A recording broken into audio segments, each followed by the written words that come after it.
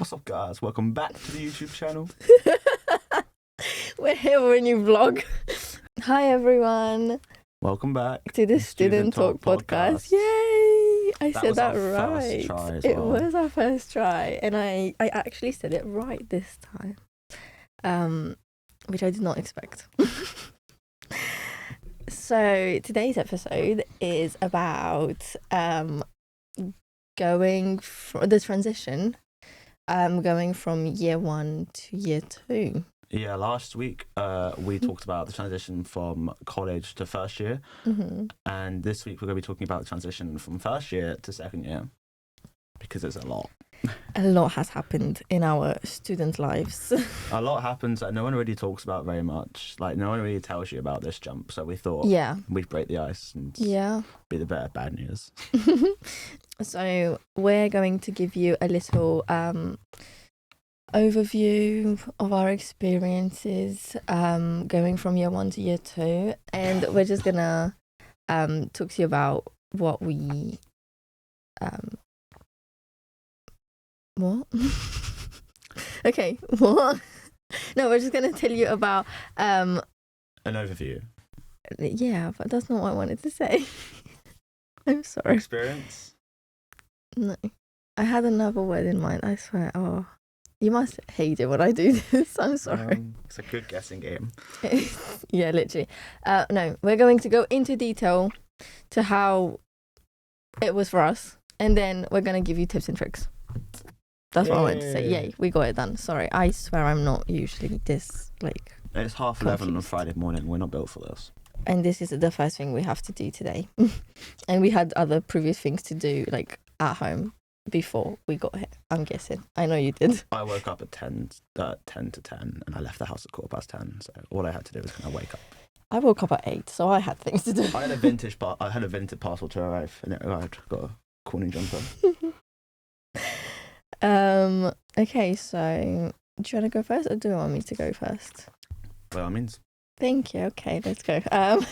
So literally on the first day of year 2, we had a lecture about, like, an introduction lecture where, like, Kev, Sherry, everyone came and talked to us about what we can expect from year 2. And Dory spilled her hot chocolate everywhere. Oh, bless her. Yeah, she did, but that was before the lecture. It didn't happen in the lecture. Just However, add that in.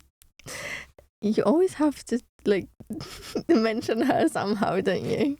I bet she loves it, but at the same time, she probably is, like, planning to take you down. Actually, this is a surprise as well. She has no idea until she listens to this. Hope you like it, Dory. So literally at the end of that lecture, I can't remember. Oh, yeah, I wanted to ask Sherry, because I knew from Dory, Yeah. that she was recruiting students to volunteer and help out at, like, events or different. Speaking of the devil, she messaged on the society's group chat. So I wanted to ask her about whether or not I could be part of the team with helping her out at events, or, like, you know, the welcome back lectures and stuff like that, and if there's anything else going on from that point onwards in terms of, like, activities that we can get involved in. And she said that was for the introduction, like, weeks. However, there is this project that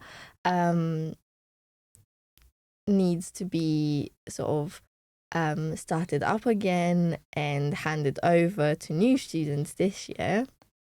And she was talking about the Marketing Society, because last year the people running it, I think we've said this before, were year 2s and 3s, and they either left to go on placement, or year 3 doesn't give them like enough time to be able to carry on.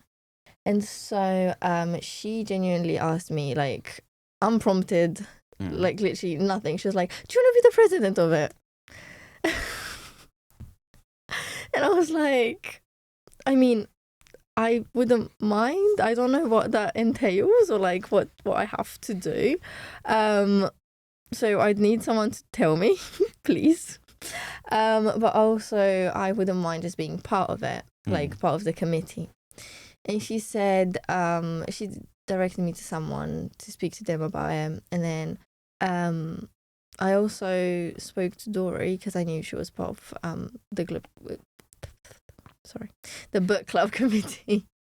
And so I ended up being the president. Bear in mind, this happened in the space of 3 days. She told me that I'm more than welcome to candidate for it. There was no election because no one else wanted to go for president. And to be fair, I sort of went like eyes closed head first because I didn't know what I was getting into. I just still didn't know what a president had to do. So after I talked to Dora and she sort of explained it to me, I knew that I was technically I was going to oversee the whole project, and also I'd have to recruit people, which I did, because it was a project that was like dead, more or less. Inactive, yeah. Yeah, inactive. That's a better word. And so I started asking people if they would be interested, sort of spreading the word. And then I had to book a meeting with the union once I had the team ready to see if an election would be needed, because of the project being inactive. They said we don't, which I was very glad about because I already made my team of 11 people. I also had to give a talk with Dory randomly at the Marketing Society welcome sort of lecture, which was like a time block in our timetable. A lot of people didn't know that was optional, so like over 40 people showed up. Yeah. And me and Dory had to speak at the front of the class, which was a little bit nerve-wracking, I'm not gonna lie, but I sort of prepared in advance because I knew a speech was going to be required. Yeah. So I had a feeling, so I bullet pointed some things together like an hour before that. So that went great too. And I spent like another hour there talking to people, answering their questions, and then we took them to the pub. And then one of the people that applied in a very formal way, the only person that applied in a very formal way was Dan. Wanting to be part of the society for the role of social What was the sec. formal way again? You sent an email to me and Dory saying that you would want to be part, and you would want to you're applying for the social secretary role, and you're very excited to take on this project, and to let you know. Yeah. And to be fair, I really appreciated that email. I was like, no one put this much effort and thought. So the role was technically going to be done anyway, because it wasn't that he was the only person applying for it. He was the first one, and I also knew the work he'd done before. Like I knew, I knew that I would be able to make good content for the society with him on our team. And then it was really great because a bunch of people that I already knew, but I wasn't that close to, like wanted to be part of the society, and we put together the team within a week. Yeah. And then me, our secretary and our treasurer had the meeting with the union, and they gave us the welcome pack and everything. So that happened within the first 3 weeks of uni. So that was a great start for me. It was a lot at once, but it was amazing. So I, like, year one me wouldn't have even dreamed of doing what I did in 3 weeks, in the first 3 weeks of year two. So that happened. And then let me see, in the second or third week, I think I talked to Kev about a podcast idea, like telling him that I would want to, like, if I had the opportunity to make my own podcast in the future, but I meant like after I graduate. And then he turned around and said, I actually have a social media team project sort of pending at the moment because we're still trying to recruit people. Would you be interested? Yeah. And a podcast would be part of it. And I said yes. He did not contact me about it. Which I'm not too mad about because randomly one lesson we just started talking about it, and he asked me if I wanted to join a meeting, and I did, and that's when you guys were still deciding whether or not someone is going to take on the podcast. Yeah. You weren't in that meeting, I remember. No. And then I said I'm happy to. And then someone said, would you want to be a co-host or just host it alone? And I was like, I wouldn't mind being a co-host, actually. That would be more helpful. Yeah.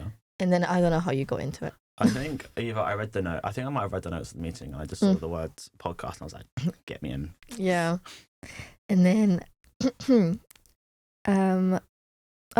as part of being president of the Marketing Society, I had to organise society meetings, so committee meetings.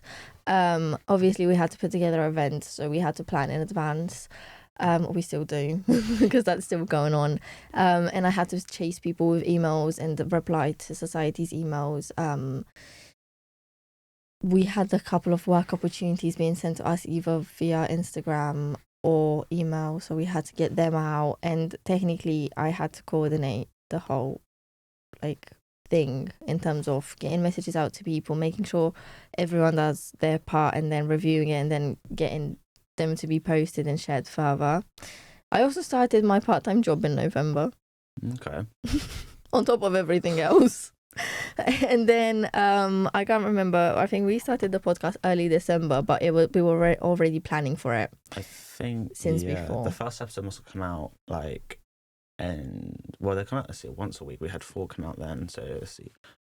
I think we had one on the 24th, 17th, 10th. The 3rd of December would have been our first episode. Yeah, so just so you guys know, 3 weeks in advance, so middle of November, we started filming for the podcast too.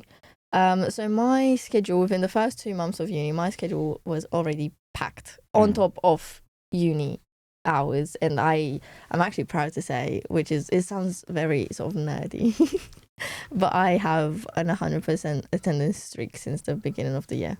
What, this academic year? Or... Yeah, this academic year. Ooh. Yeah. So if you want to attend your lectures and you want to be in uni but take part in other activities outside of uni, you can still maintain good attendance and not be lost, because that's my biggest fear. That's why I go. I think this term I've only missed 2 lectures, but we're only on week 3.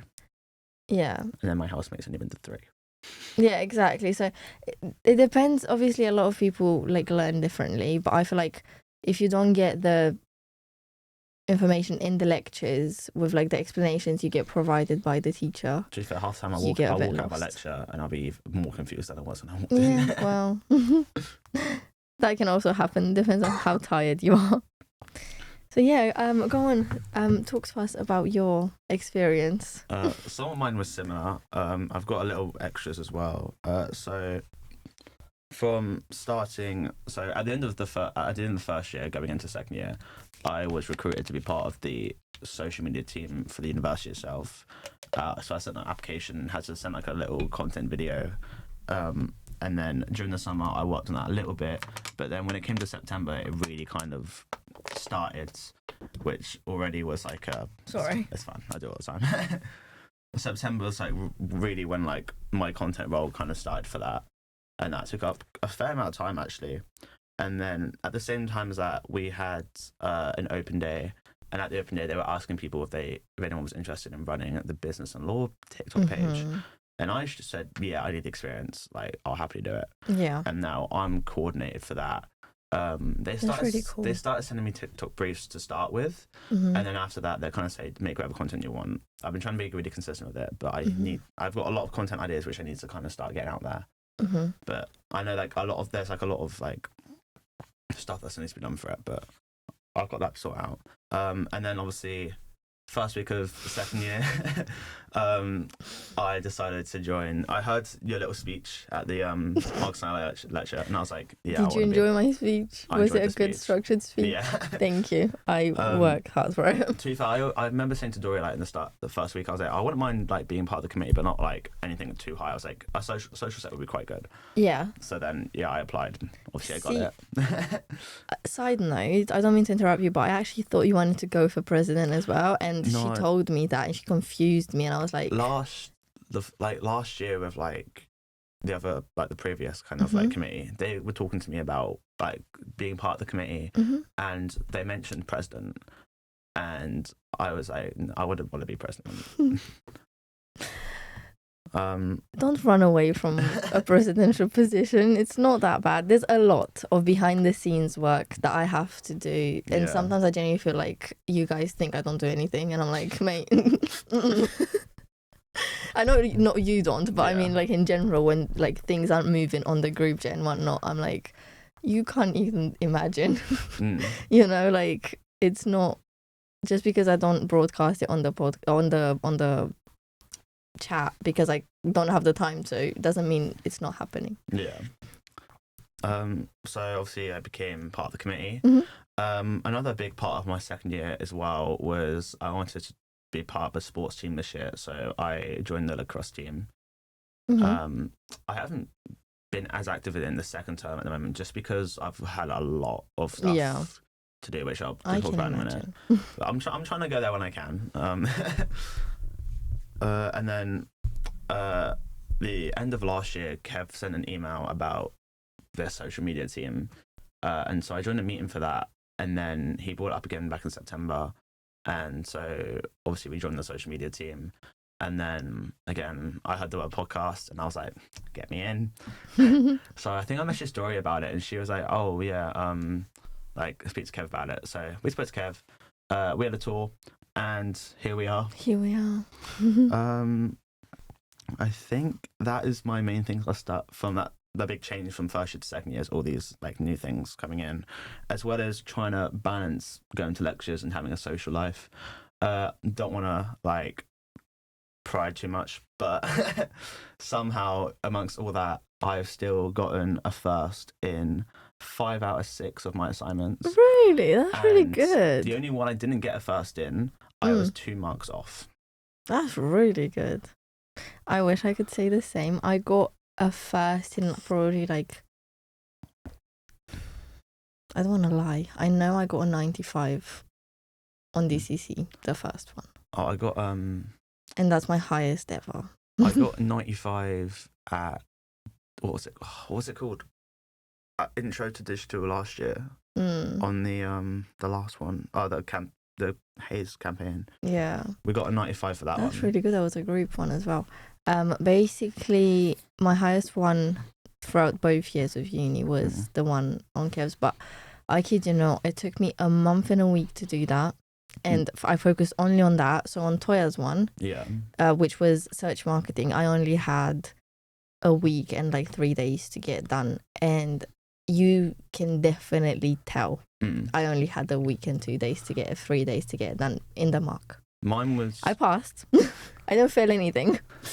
But, you know. Mine was kind of like the opposite, because Toya's, I think I put like a lot more like work into, because I went into like coding, and I like did like coding for mine and stuff. Whereas the digital storytelling, the last one, I left it a bit late because my first thought was, okay, let me get my grade back and see the feedback so I can work on it. Yeah. The grade didn't come in until about a week before it was due. And by the time I kind of realized this, I was like, oh, I need to like get it started. So I think if I had given myself even just like an extra week, I think it would have been fine. I think it's just because I kind of delayed that. Which is, I guess, is the first tip, guys, in second year. Exactly what I wanted to say. You're going to have a lot more like assignments, and they're going to be due a lot quicker. If you have the mindset, if your first assignment, your second assignment are somewhat linked, don't have the mindset of, I need to wait until to get my grade, because you're going to fall behind, and that feedback's probably not even going to be worth it.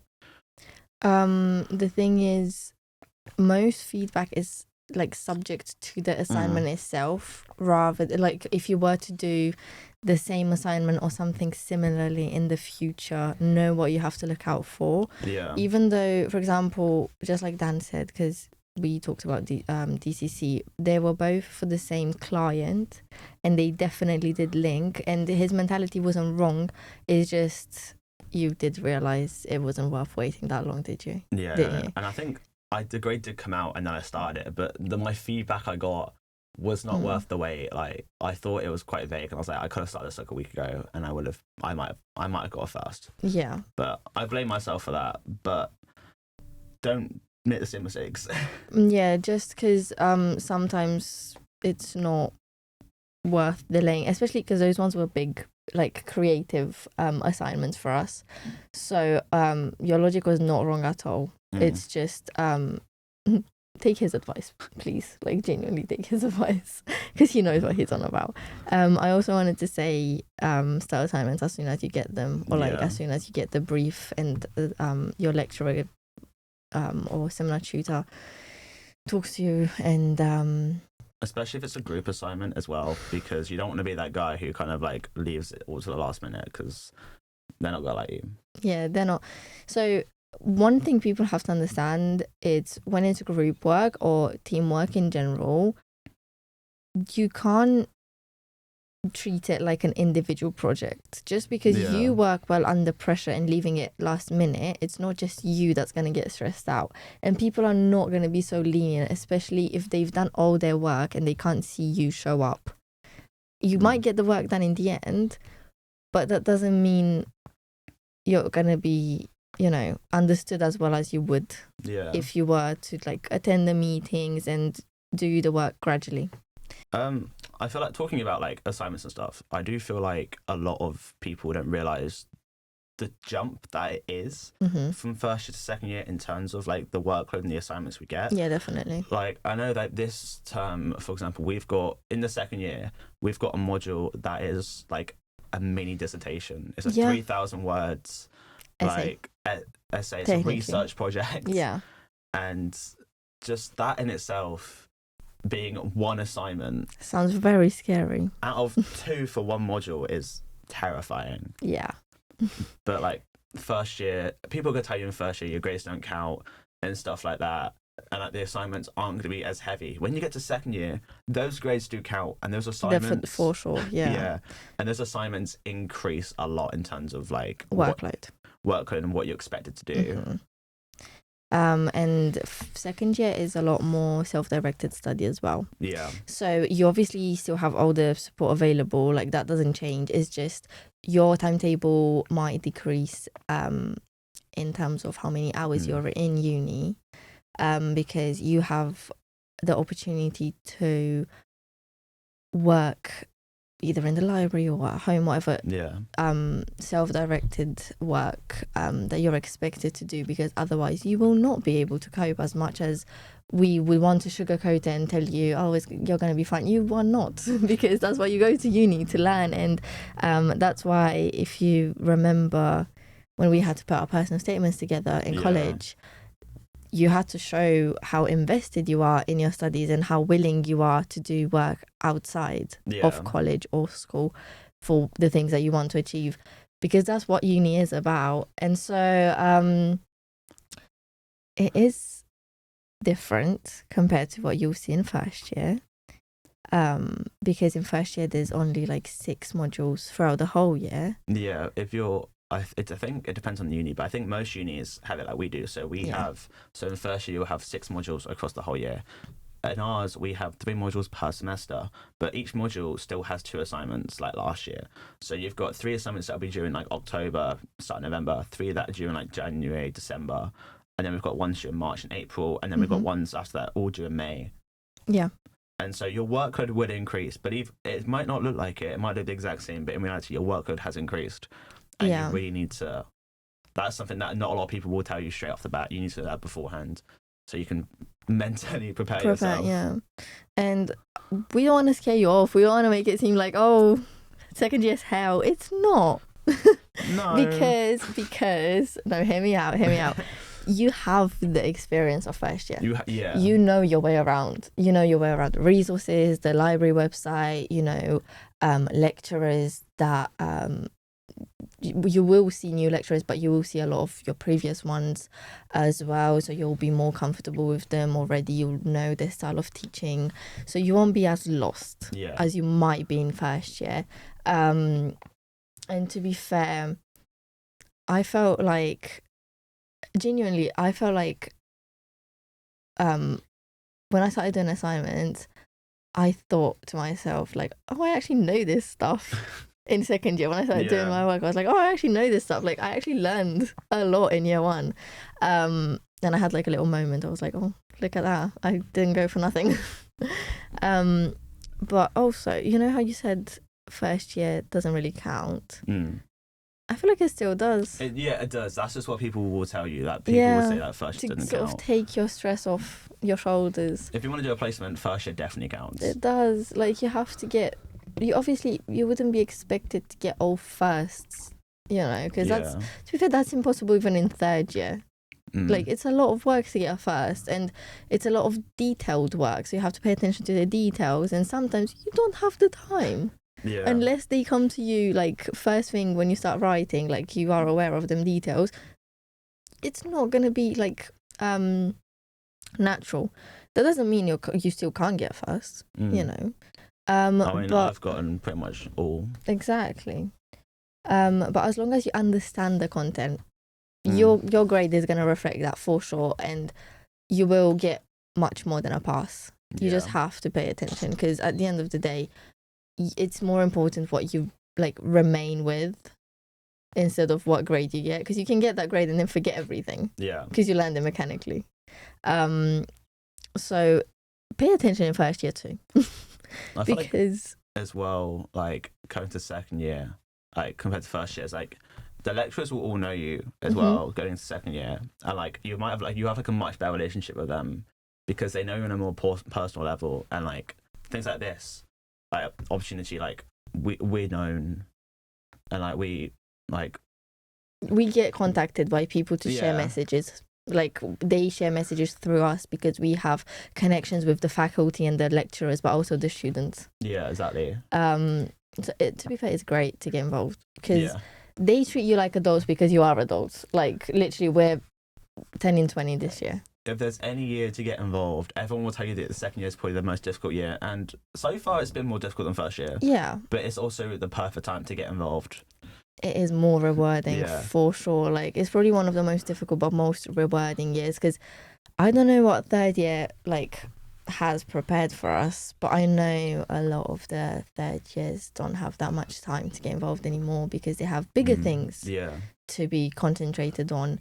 And so genuinely use your time wisely, because you're only in uni for 3 or maybe 4 years if you choose to do a placement or a study abroad year, and you're gonna miss it so much. Like, and you're most likely gonna regret that you didn't get involved sooner, because as much as we went on about telling you the reality of it's hard, it is so much fun. Yeah. It's so much fun, and you get real life, like, hands-on experience, even though you might not get paid, and it sort of feels like volunteering work. You're doing it for yourself. You're volunteering for your own future. Yeah. And you get to help out some people. And if you are trying to figure out how do I get involved, just speak to one of your lecturers. Or just send an email to literally anyone to say, I want to get more involved. Any opportunities going at all, send them my way. We have a student union page and the student union building, and for us, they're probably the people that are most like appropriate to speak to about this. They have literally a whole event or like opportunities to get involved section on their website. So there are so many ways. You just have to actually take the step forward and say, I want to do something more. Yeah. You know.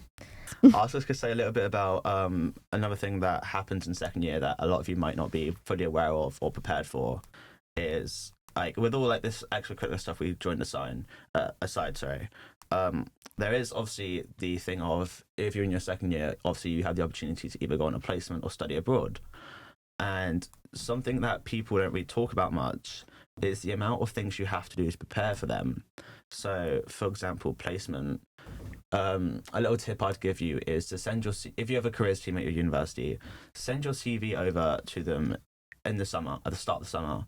So then by the end of summer, you can come back with a placement CV and like a cover letter draft ready. And then as soon as applications open for placements, start applying. You want to keep checking every week, sometimes every day.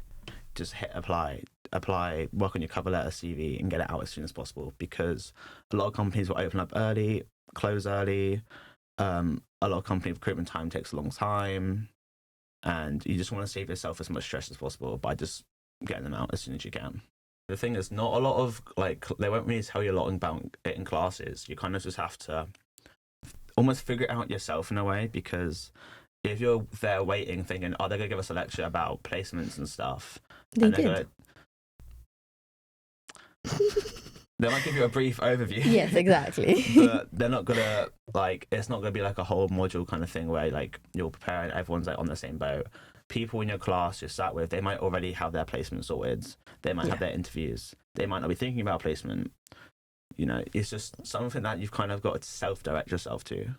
Yeah, Dan is absolutely right. I just wanted to be annoying.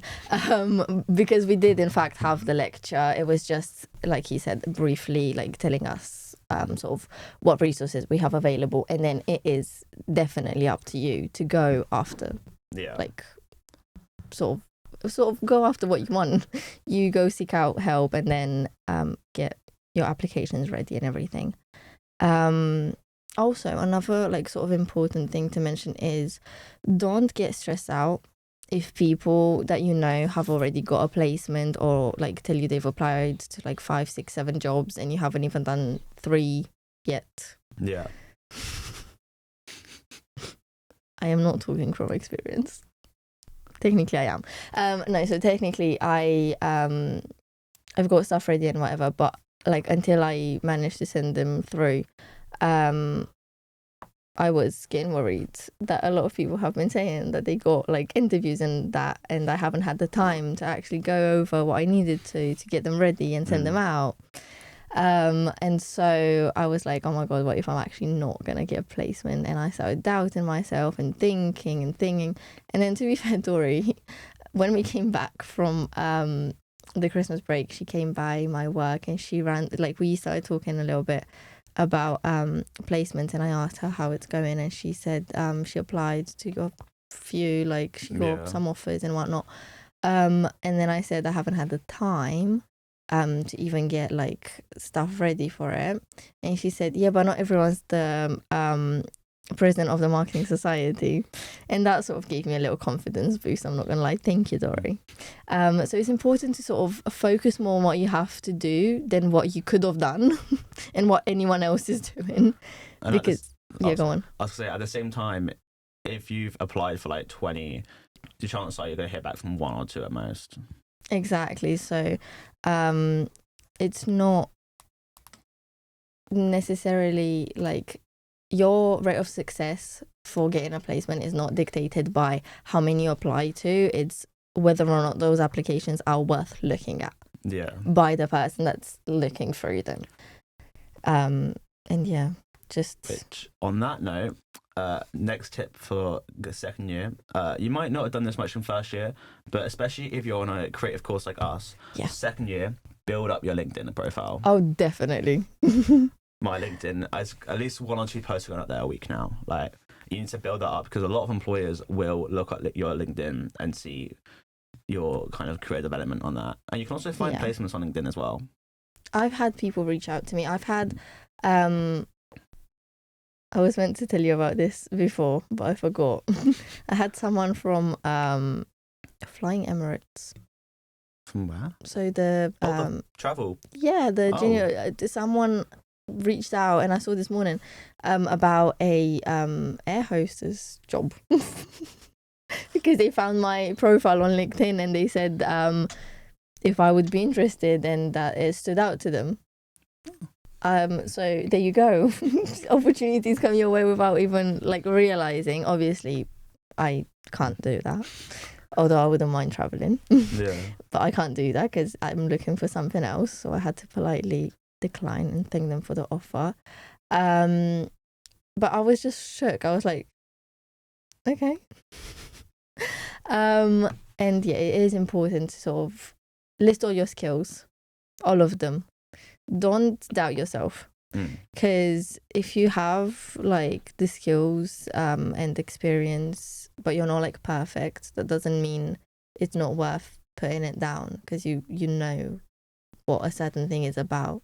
For example, I think, well, we have a lot of skills listed because we like gained them through like college and university, but and work, like genuine work. But like if you're learning how to use Canva and you're still trying to figure it out, but you have an idea, put that down. Yeah. Because your experience, especially for us in university, our experience really did like increase in a very short amount of time with Canva, for example.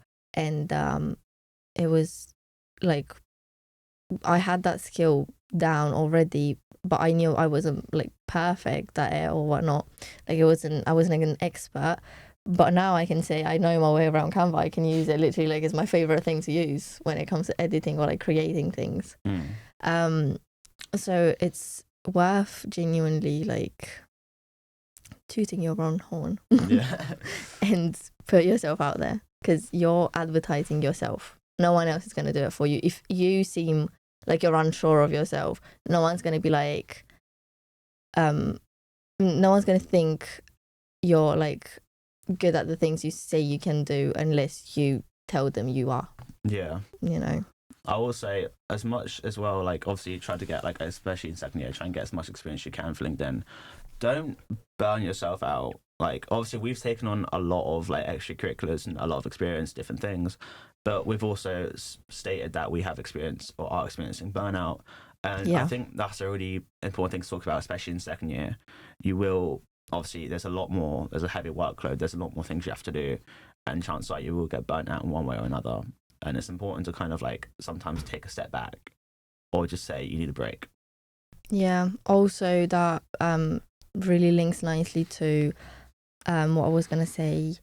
So genuinely talk to people and ask for advice. Ask for help if you need the help. It's not embarrassing. It's a human thing to need help, and it's like genuinely trying to oh my god, deny trying to deny that you don't need help. Sorry, I had a little blank moment. Trying to deny that you need the help is not gonna like increase your productivity or make you just get things done. You actually probably burn out more. And stress yourself out more. Yeah, trust me. Yeah, trust us genuinely. So we know ball.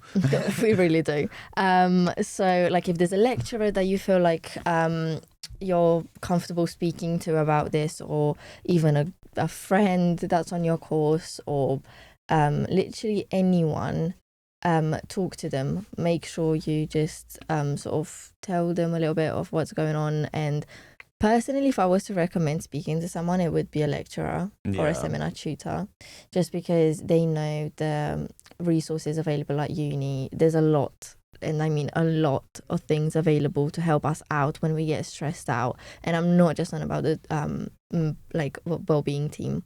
Like genuinely, there's so many things, like the academic skills tutors, genuine like maybe meetings that you can have to talk about like how to organize your time, or you know, a lot of people that you can just sort of message and get advice from, and so on. Also, if you have a friend that you see is doing really well and they don't seem like they're stressed or anything, it might be worth asking them how they do this, because most of the time you'll find out it's not as easy as it looks. Yeah, if you think someone's got it all figured out, they probably do not. Exactly. And one thing that I tell people most often is fake it till you make it. Yeah. Like genuinely believe you can do it until you do it. I had someone ask me how I like jog everything and like how I manage it all. I'm like, I don't. I also asked him that. I don't. Because I knew he was in like a lot of different projects, and I was like, I've got more as well coming up. Yeah, I can imagine. I'm trying to save money up for going abroad next year. So I've had to message my manager. I'm trying to get a work transfer currently, which is going to be a fixed contract at least once a week. And I'm starting to like get back into like the gym as well, and that's like a whole nother routine I've got to plan in. Yeah, so there's a lot of things that get thrown at you that you have to find time for. Especially if you do want to get involved, because as much as it takes up time, and it is, well, it can be very, very tiring. It is great experience. Like, genuinely, we have fun filming this. Correct me if I'm wrong. Like, Yeah. genuinely, we do have fun filming this. We enjoy being here. Like, at least for me, I can tell you, I've had this goal of starting my own podcast for like about 3 years, written down in a note on my phone, and now it's reality. And I'm like, this is one thing that I've never thought would happen so fast. Yeah. You know, and so everything that I dreamed of doing, like before uni started or in year one, I'm doing them now. And as much as I enjoy them, sometimes it's stressful, but it's gonna sound really weird, but it's enjoyable stress. Because you know you're doing this to sort of better yourself and gain experience that you can't gain experience from being comfortable. Yeah, exactly. As much as it would, like, we'd love that, it's not a thing. You have to put yourself out there. You have to, you know, sacrifice things and do the work, because no one else is going to do it for you. You have to do it. Yeah. So, but it is also important to take time off. Like, genuinely plan at least an evening, if not a whole day, where you just do nothing and do things that you enjoy.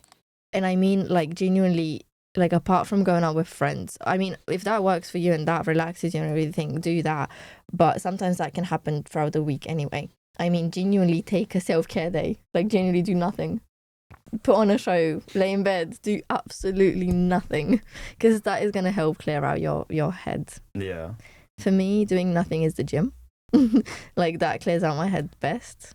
But also days where I genuinely just spend time with my family or, you know, do nothing. So just to kind of like summarize this whole transition to from first year to second year, obviously we've talked about what we've taken on this year and how it has burnt out.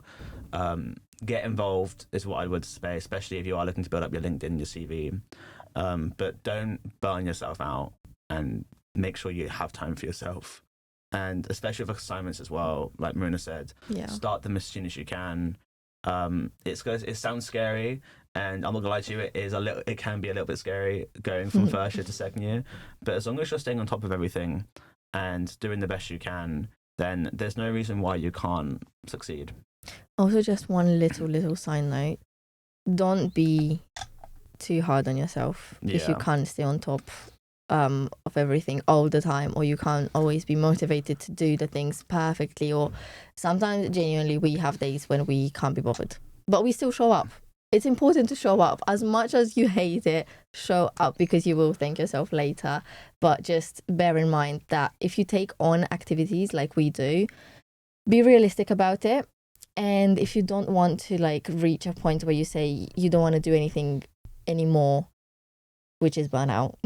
Technically, that's the definition of when you're like fed up with everything and you just genuinely don't have the energy. Make sure you prioritize the things that like bring you the most joy and most like sort of experience or whatnot, and leave the things that you might feel like you're doing just for the sake of it, because that's important to find a little like to differentiate them in a way. So you don't, you know, hate everything in the end.